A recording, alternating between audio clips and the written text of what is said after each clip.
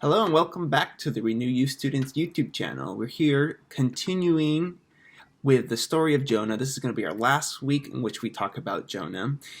Really, this has been a story in which a person was called by God to preach to the Ninevites. Jonah was called to preach to the Ninevites, tell them about what God had in store for these people. And Jonah rejecting this calling that he has because he doesn't like the Ninevites. They were terrible people in that time. So when he ran away from God and this calling, a storm overtook him and he almost drowned. He was thrown out of a ship because of his disobedience towards God. But a fish came, ate Jonah, and then spit him out so that he would continue what would be his calling to the Ninevites. When he finally preached to the Ninevites the message of God, which was one of them going to be destroyed because of their evil ways, the Ninevites actually repented from their ways, changed what they were doing, entered into a time of mourning to beg for God to have mercy on them. And God heard them and had mercy on them. But the story did not end there. It continues in Jonah chapter 4, which says, But to Jonah, this seemed very wrong, and he became angry. He prayed to the Lord, Isn't this what I said, Lord, when I was still at home? This is what I tried to forestall by fleeing to Tarshish. I knew that you are a gracious and compassionate God, slow to anger and abounding in love, a God who relents from sending calamity. Now, Lord, take away my life, for it is better for me to die than to live. But the Lord replied, Is it right for you to be angry? Jonah had gone out and sat at a place east of the city. There he made himself a shelter, sat in its shade, and waited to see what would happen to the city. Then the Lord God provided a leaf plant and made it grow up over Jonah to give shade for his head to ease his discomfort, and Jonah was very happy about the plant. But at dawn the next day God provided a worm which chewed the plant so that it withered. When the sun rose, God provided a scorching east wind, and the sun blazed on Jonah's head so that he grew faint. He wanted to die and said, It would be better for me to die than to live. But God said to Jonah, Is it right for you to be angry about the plant? It is, he said, and I'm so angry I wish I were dead. But the Lord said, You have been concerned about this plant, though you did not tend it or make it grow. It sprang up overnight and died overnight. And should I not have concern for the great city of Nineveh, in which there are more than 120,000 people who cannot tell their right hand from their left, and also have animals? So this is a very interesting resolution to this story where Jonah just saw firsthand God's compassion upon the people. He saw it firsthand in his own life where God gave him a second chance. And he's actually angry with God. And he's mad at God and saying to God, this is what I tried to prevent because I knew you were a gracious God. I knew you were a compassionate God, and I knew you would save these people. And I was trying to prevent this because I wanted the Ninevites to die, essentially. And God's just like, I don't think it's right for you to be angry. And so Jonah's just not pleased with God's response to the Ninevites at all, even though he just saw God do some amazing things, and it just wasn't what Jonah had wanted to happen.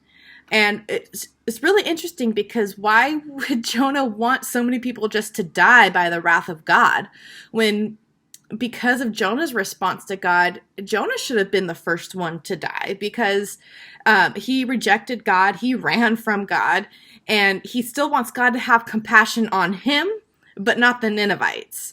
And so it's just this really interesting thing. And so Jonah just goes up to a hill and pouts, basically. He's just mad at God, and he's just sitting there. He's waiting for Nineveh to be destroyed as he sits on this hill that's overlooking Nineveh. And he's just waiting for God to destroy the Ninevites. And God doesn't. And God asks him, so is it right for you to be angry? And Jonah doesn't really give him an answer.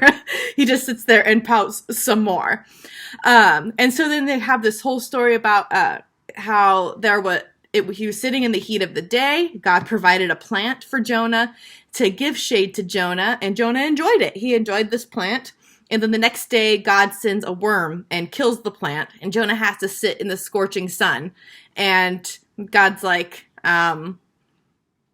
is it right for you to be angry about this plant? You did nothing for it. You just enjoyed it, basically. And Jonah's like, I'm just so angry that I wish I was dead. And God's just like, you don't really get the choice in this. And so that really what brings up this final point here of this story is not actually about Jonah. I mean, it has the name Jonah in the book of the Bible, but honestly, this story is about God. This story is about God's compassion. This story is about God's mercy. This story is about God providing every step of the way. Even at the beginning when, God had called Jonah and Jonah ran from him, God provided the storm that allowed Jonah to be thrown overboard. God provided the fish that would swallow him up for 3 days. God let the fish vomit him up on the shores of dry land. And so just all along the way, God continued to provide and continued to provide. And even all along the story, we see that Jonah's honestly the only one who really resists God the entire way. Even when the sailors threw Jonah overboard, they recognized who God was. And the people of Nineveh recognized who God was and actually heard what Jonah was saying. Jonah's the only one in this whole story that actually resists God and tries to turn his back on God.